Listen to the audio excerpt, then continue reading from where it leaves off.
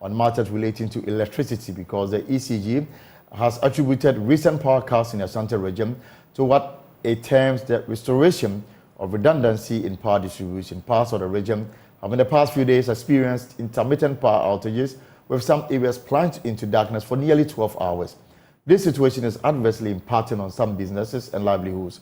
But Ashanti Region's South Business Unit of ECG is assuring the country is not back to the heavy load shedding. Nanaya Abuachi Yadom has more in the following report. Since Friday, major parts of the Ashanti region, especially the regional capital, Kumasi, have been experiencing intermittent power cuts. The development over the weekend left some residents perturbed. Some residents who spoke to Joy News expressed their worry about the intermittent power cuts and its impact on their businesses. It has been worse. It has been worse for me, especially my work, because I do put my things in the fridge before I realize it will get spoiled. So the doing so is not easy for us these days, especially those who are selling the same dresses. They are also suffering a lot. My fish, my sausage, my stew, and my vegetables, because the heat, they cannot contain it. Especially this month, it has been worse. The whole of this week, it's continuous. Even this pastor who is preaching over there, since last week, has not been able to preach because of light out. He will come and go back. He will be here about 5:30. Then he will not be able to preach. He will pack his speakers and go out. Basa na ejina basa because kana na area bibia. They say when na so bona edum light. And no say me say nka me matare meto. The recent power cut has been affecting my business. I could not even open my shop due to the power cuts yesterday. Government must do something about this. Na eya we nti na me okaka no yadwumem say no say yadwumem membie na show ha ta me edwuma mentimi transit nti dum so de ha kakra 93 days me ne me mani nyina sam fom e wa abonte na tontom wi en omudum light 12 o'clock 93 days omo anso amade a chenwe. 3 days ago, I slept without light. My children and I slept outside our house. The issue is worrying.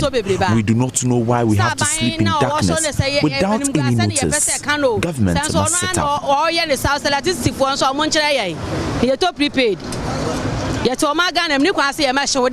But the Ashanti South ECG General Manager, Engineer Frederick Kwabena says the issues are internal and not from Gridco or their power generators. But then again, we would also want to disabuse everybody's minds of the fact that these are not issues that are coming from either Gridco or any generational shortfall. These are internal ECG issues that are duly being responded to. You may not have received a statement from us, primarily because as engineers, we sometimes want to solve the problem first before we go out there talking, because it's our responsibility. Because in the heat of the moment, the main thing is that you have to restore power to your cherished customers or manage the situation that you find yourself. The company says it is putting in place measures to ensure stable electricity. However, it will take time. You know, so it was quite an unpleasant situation for us, managing a situation like that. But cable faults do happen. There are ambient conditions that may happen, even heat, because they are buried in the ground. Even heat can cause all of these things. Ingress of moisture can, affect that.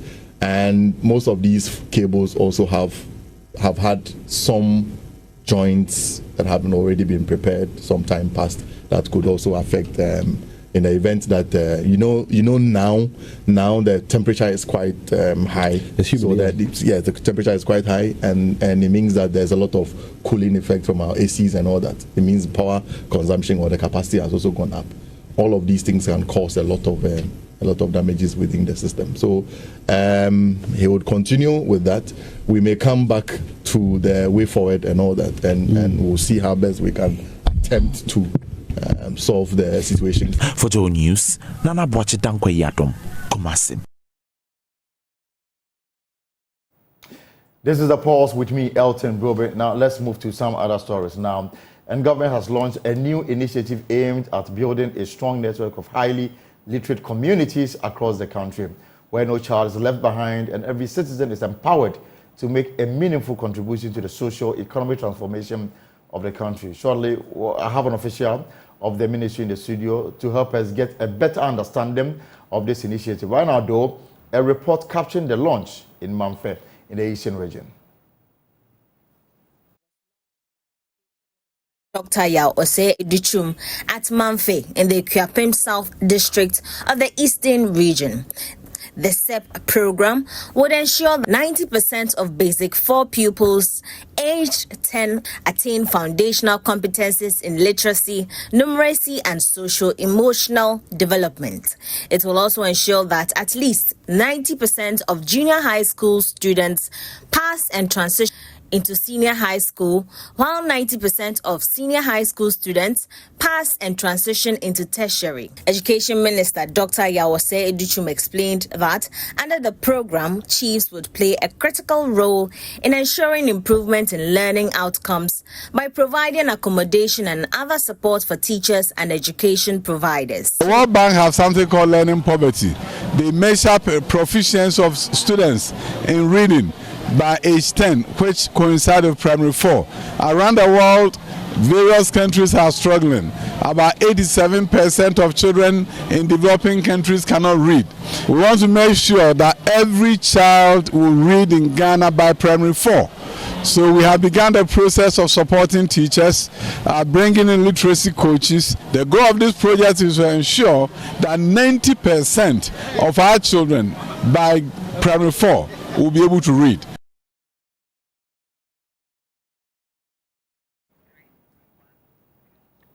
Right, so Aaron Chuma, Director of Strategy and Innovation and also Technical Advisor to the Education Minister, is here to share more light on this very important matter. Aaron, you're welcome. Thank you for having us. So it's Communities of Excellence. Yes, please. What is this about? What is it about? So I will start with the why, the rationale. Right. And as you heard my able minister, the Honorable Dr. Yao Seduchu mentioned, that we have a crisis of literacy across the world. The World Bank says developing countries like Ghana are at about 87% learning poverty, meaning that young men and women cannot read by the age of 10 or class 4. If you compare that to the whole world average is 53%. So developing world's behind, Ghana's behind. With that being said, if you see a problem, you must go out there and do something major to attempt to fix it. And so our thinking process is this: why not focus in on literacy? Because the ability to read and understand is what's going to allow you to do all other subjects, number one. Number two, we're looking at the old adage, it takes a village to raise a child. So we're using our villages and our communities to teach our children to read and to focus in from the community level so that the children can see education as something that's part of what they do, and that the schools and communities will work in partnership as they used to do in the past. Looks like you want to ask another question. Yeah, because I want to find out why the reading habit has become a challenge. So I think it's always been, right? And so in fact, if we look at some data, we have some data from something called the EGRA, Early Grade Reading Assessment from 2015. And I was appalled when I looked at that data where it said that only about less than 5% of Ghanaian students in class 2 can read and write. Less than 5%? That's 2015, EGRA. So we always have this challenge. And so we're using data to uncover our challenges to do something about it, because we can always talk about, we have all these graduates, we have all these people in Ghana and Ghanaians across the world who are doing wonderful things in education, which is true, but the core Ghanaian student was struggling to read. And so I just want to say one more point about the data. Right. So when you look at the comparison of EGRA in 2015, under 5%, and then you look at the English proficiency rate of class 2 students on the NST 2021, which was 54%. There's been a huge growth in those last 6 or 7 years, so that we have been seeing the issues with our literacy, and we're attacking it in different ways, and this is one of the wonderful programs to really bring that out. So this is not only a Ghana problem. It's a worldwide problem. Literacy across the board is a worldwide problem, and also literacy in things like STEM and AI and all the other computer-based literacies that we're looking at, because it's not just I can read the book now. It is I can do something on that computer and I have access and I can understand, I can learn. And so if we don't catch up now, we may be another 100 years behind. And so that's why we're doing what the minister calls leapfrogging strategies and innovative and new things. We cannot do the same things we were doing if we want different and better results. So what are the set goals for this initiative? Okay, so what we do is we have something called the 90-90-90 strategy. What does it mean? Perfect. So at the first stage, we want to hit that World Bank threshold. At age 10 or class 4, 90% of any given set of students in a community can read and write, right, at grade level. Then the next 90 means that we're going to have that next group will be able to go from JSS to SHS, which is going to be leveraging our free secondary school system. So first step, the expectation is that you want to have 90% of people who currently are unable to read to be able to read by age 10, class 4. Second step is that those young men and women, 90% of them will then be able to transition from JSS to SHS. And then the last 90% of them will be able to go from SHS through to tertiary. Now, those of you who are mathematicians will say, Akwabwa, that's not 100%, that's actually 72%. Exactly. Because I started 100 students, 90, 81, 72. Why is 72 significant? 72 is significant because currently we have 20% as our gross tertiary enrollment, meaning 20% of people who should be in university are in university. If we can go to 72, we would be more than triple the number, and we are already at 20, one of the highest in West Africa. We could become one of the highest in the world. Is this only targeting public schools, or every school is targeted under this initiative? So the initiative, the first phase, we were lucky enough to get cabinet approval in 2022. We've been late 2022. We've been writing the program and going through the process, and it is set to do the initiative in public schools for this particular phase, so that we can do the proof of concept, so we can roll it out completely. So this current scope is that we're in 41 of the 261 districts of the country. We are working with 700 plus communities and 700 plus schools and in 500 communities.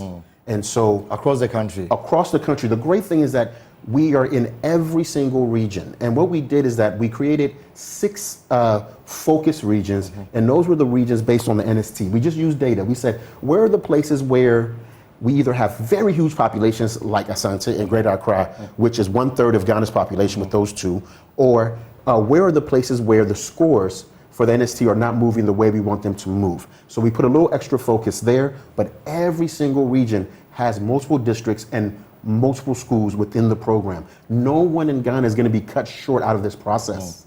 So this is a Ministry of Education program. The implementation agency is purely yes, that's a wonderful question. So Ministry of Education is not an implementing agency.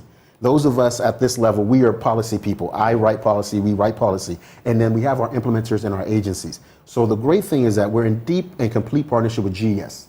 GES runs our public school system and does that portion for us. In addition to that, we have NACA. NACA is our curriculum base. So when we are talking about curriculum and doing those things to support reading, they're there. NTC is supporting us with teacher training.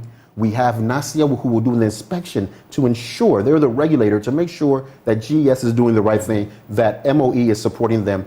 And then perhaps even most importantly, at least within the ministry and the agencies, we have complementary education agency. So we bring out of school children and adult learners into the process. And I just want to understand that before starting this, you've done your own homework, you've identified the challenges, and then you have solutions to fix them. So the root cause, and how will you be able to address it, such that maybe next year when we meet by this time, the percentage of the reading habit would have gone up? So let's do a couple of them. One of the biggest issues is making sure that there's a much time on task to literacy. We have a very spread out curriculum, even at the primary level. You have a student telling you they're doing 12 classes. But if that student can't read, how then can they use the book to do the technical drawing and the rest? Right. And so in places that this has worked, like Obuasi East, we have changed the timetable to ensure that there's more time spent on literacy. They've done literacy initiatives like 100 Days of Reading, where they will change the timetable and even do after school. And this was during the pilot? No, for Obuasi, this was on their own. There's some other places that have done it. So there's some schools, so like when you said, like, have we done our homework? Right. We've watched what districts have been doing on their own initiative. We say, this is working. So we brought those people to be almost like the technical advisors to ensure that as we do the program, we can see it. So time on task is a huge thing. And then, like we saw in the video, it's about the community. You see, I know that in my parents' time, and maybe your parents' time too, if your family went to the farm, they would cut some bordier or something like that for your teacher. Of course. They were taking care of your teacher, so your teacher would take care of you and spend extra time. Anytime there was any kind of support that was needed, your teacher received it also. And your teacher was so much a part of the family that if they had to chastise you in any way, it wasn't that it's that this person's trying to support me. So that connection with community, family, even religious leaders. So this program has the chiefs involved. We have our queen mothers, we have our imams, we have our Christian religious leaders, we have our traditional religious leaders. All of those people are involved. So those are the two things: time on task and really giving direct intervention, and then bringing the community in to give students a feeling that everywhere you're going to be surrounded by that literacy, and it doesn't go away. Right, great. But again, the teacher is at the center of this. Yes. So you've already trained them, or you have special teachers for this? So that's the great part. So we're leveraging things like our PLCs, our professional learning communities. So if you're doing a professional learning community on right now, let's say on action reading or whatever it is, that is already happening. So we're going to leverage the training that's happening. And as I said earlier, NTC was their job. They train teachers. Right. And so we're doing the training to the level of everyone involved. Like we said, all the community members. We're also training at the district level, and we're training at the teacher level. And another one of our partners is NSS. So NSS is coming in. That's National Service Secretariat. National Service Secretariat is coming in with, people say, I'm doing NSS and I'm teaching. But now we're actually even giving some of our teachers teaching assistants who are NSS. So that in that room of 45 students, there'll be 2 adults, one fully trained, one who's learning, to even give them more time and energy. So the teachers are being trained. The district heads are being trained. PROs came to a training and with us just last week. Even the training officers are being trained, so we're training the trainers. So in terms of getting the best possible outcomes, has this been integrated into the curriculum, or there will be special days for this exercise? So that's the great part about this, is that we're working with NACA. And so as we work with NACA and working with GS, we're going to put all these things into the timetable. And so we need to do the pilot study. That is why it's not rolling out in 30,000 schools all around Ghana. We are still making sure that as we integrate these pieces, what will work best, what would need to be changed. And so it's like any other type of thing, we're doing the proof of concept. But what I will say is this: even at the launch, things are looking very, very positive. Right. I've been back in Ghana for 2.5 years, and I haven't seen an event with so much community engagement where the chiefs are saying, anything you want, I will do, right? And so now they're making commitments of providing us with housing for teachers, perhaps, or other things that are actually going to lead to those outcomes. But like you said, it's about finding out how we fully integrate this system, and so that it isn't just a program, but it becomes part of everything we do. And so lastly, we use things like Jolly Phonics and all the other systems that are in place. I know what you're afraid of and what Ghana's afraid of. Right. When you're bringing something new, you're going to remove something. No, we're just adding a little piece to it, right? You have the soup and you need a little bit more spice. This is just the spice. We're not going to make you go eat rice instead of having make it even better. Exactly. So I mean, let's look at it. So this, as you roll out this plan, not every school will benefit. Not every school, at least for now. Yes, please. So across the country, how many schools are we looking at? So across the country right now, my scope tells me that we are in 700 plus schools. 700 plus schools. Yes. In all the 16 regions of the country. Yeah, in total, yes. And how was the selection done? The selection was done. In fact, we did applications, and everyone told us it wouldn't work. How can you make people apply? How can you make people apply? The schools themselves. Yeah, the districts, they're like, they don't apply. Yeah. But we applied by district, 261 districts. You know how many applied? No. 257. Almost all the districts applied. And do you know how many applications we received? No. You would think 257, right? But we had a cluster system. We received over 800 applications. So the participation was great. Everyone wanted to be a part of it. And I was shocked that people applied. So we took in the applications, and then we had our GES people, we had everyone look over, and we gave them surveys, we gave them almost like an exam for it, and we went over it, and if you met the criteria, you met the criteria, we selected you. And then if you did not meet the initial criteria, we would so if you were green, you made it fine. If you were amber, we knew what we were doing. If you were yellow, we knew what we were doing and how to support you in that process, right? And so we initially selected over 2,500, and then we looked and said, if we do 2,500, and we spread 2,500 means 2,500, right? People. If He's from America, so I understand him. If we spread it too far, right? If we spread it too thin, everyone won't get the gist. They won't get enough. Right. So then we went down to 1,005, and then we broke it down even less, and we said, let's do the 500. But there's so many communities that are ready for this, that need this, and we gave priority to those communities again and those districts that have struggled on NST. It's like, we are not going to say because you did a beautiful application, you did everything wonderful, you immediately did it. You know what we did? We asked them for pictures. And you know another thing we did? We didn't go in blind. We wanted the chiefs engaged, right?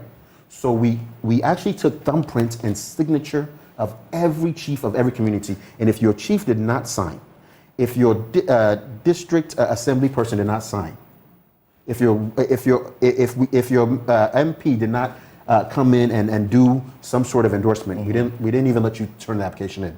We wanted it to be holistic. But again, it also then the next question will be the advantage the beneficiary schools and students will have as against those who did not qualify. What is the plan to make it a comprehensive rollout? That's the whole point. The whole point is to do this well enough to receive funding, obviously, and in the budget through GOG, and then also more funding through our development partners. This program is actually being set up by one of our development partners that's been supporting us for the last several years, Big Win Philanthropy, right? And so as a development partner in this, we cannot go to them and say, give us $1 billion.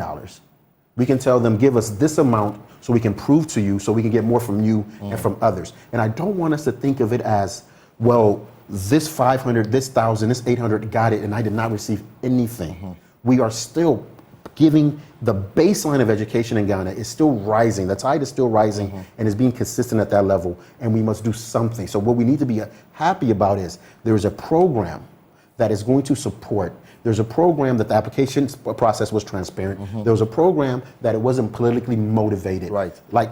And it's a program that will lead to getting all of us engaged in this so that within the next 3, 4, 5, 10 years, we will have this as part of what we do forever. There are many things happening in the education system right now that were piloted as a small level and now are holistically engaged. Sure. You have to give us the opportunity to do the pilots so that we can be holistic. Otherwise, no one jumps directly into it. Right. Before I let you go, Yes, so please. what will be the end game and your expectation, let's say after 2 years? 2 years. So 2 years is very simple. 2 years, our people in class 2 will go from this 54%, right, to that 90% we discussed, because they'll be in class 4. So if we're going short term, we know that our first group of people that we'll be testing are our current class 2 people. So yeah, they will be at that 90. In this set of schools, in this set of communities, we're putting forth that effort, and they will meet that initial goal for 2 years. But I want us to not do the short-term 2-year goal. 5 years, 10 years, 15 years. So when you, where's your hometown, if you don't mind me asking? I come from Insuta in the Ashanti region. Wonderful. I'm from Equianse, Eastern Region, Brim North, represent. So when I go to Equianse right now, I don't see a group, a large group of literate, engaged young men and women between 25 and 40. In the next 15 years, the goal is that all of us who left Equianse for greener pastures because there's nothing in Equianse would have gotten our literacy, gotten our SHS, have gotten our tertiary degrees, and have come back and built Equianse that that bank, built Equianse that new hospital, have put roots there, and to make these places thriving places, communities to thrive again, so that we don't run off to Kumasi, Accra, Ho, Cape Coast, Tamale. So that is what I'm saying, that the community itself will reap the benefits of their own children, right? Because you're working and supporting these young men and women in your community so they stay there, support you. And if they leave, they will remit, whether in kind, in finances, or with their education. All right, thank you very much, Aaron. And we wish you the very best as you roll out this reading, or I should still have the reading habit in the Ghanaian. Please, thank you. Hopefully, maybe in the next year or two, we'll come here and do evaluation of the work done so far. Please, I cannot wait. 2 years from now, we're going to get these numbers. Right. Thank you so much. All right. All right. So, Aaron Chum Akwabwa is Director of Strategy, Innovation, and also Technical Advisor to the Education Minister. The project is Communities of Excellence, and the idea is to encourage people to read more. And they have set themselves a very exciting target, and is giving himself short to medium to long-term goal. And the idea is that we're going to have 100%, reading sort of percentage in terms of people who take advantage of this program. Thank you so much for coming. Right, so let's stay a little longer on education, because more educated Ghanaian women are pushing their childbirth to their 40s. Choice or boarding day pressure. We'll find out more after the break. This is The Pulse here on Joy News.